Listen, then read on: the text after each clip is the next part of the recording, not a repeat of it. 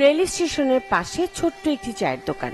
যে বয়সে খেলাধুলা ছুটোছুটি করে সময় কাটানোর কথা, সেখানে হুইল চেয়ার সঙ্গী 9 বছর বয়সী জিহাদের।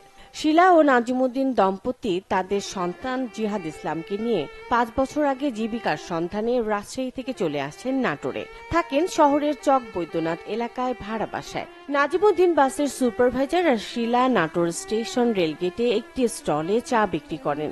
দুজনের আয়ে ভালোই চলছিল তাদের সংসার।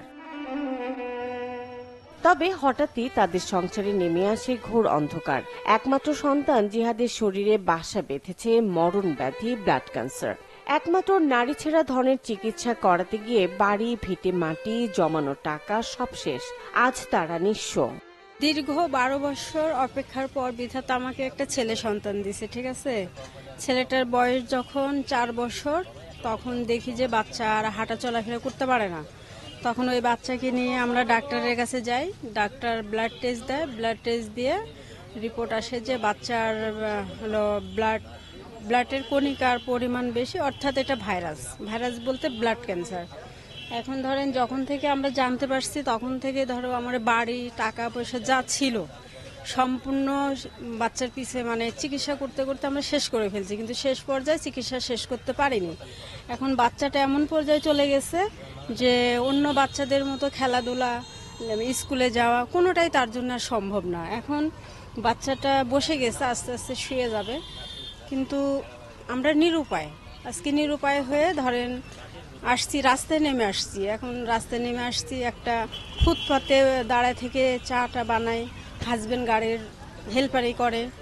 ধরেন এই দিয়ে কোনো রকম আমরা পরিচালনা করতেছি, কিন্তু বাচ্চার কোনো চিকিৎসা করার জন্য কোনো টাকা পয়সা আমরা সংগ্রহ করতে পারছি না। ডাক্তার চিকিৎসা করতে করতে আমার 8-10 লাখ টাকার মতো শেষ হয়ে গেছে। আমার কিছুই নাই। বর্তমানে আমি চায়ের দোকানদারি করে খাই। এখন আমার ছেলেটা তো আমি চিকিৎসা করাতে পারতেছি না। যদি সরকারের কাছে আমার আবেদন, যদি আমাকে একটু হেল্প করতো তাহলে আমার ছেলেটা বেঁচে যেত। স্থানীয়রা জানান, সংসার চালানোর পর ব্যয়বহুল চিকিৎসা করানোর সাধ্য নেই পরিবারটির। তাই সমাজের বিত্তবানদের সহায়তা চান তারা।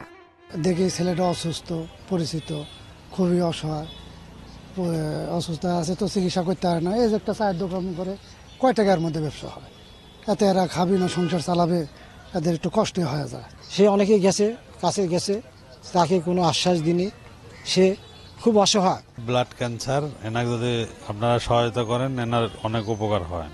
অন্য আর 10টি শিশুর মতো সুস্থ হয়ে বেড়ে উঠুক জিহাদ, এমনটি প্রত্যাশা সবার।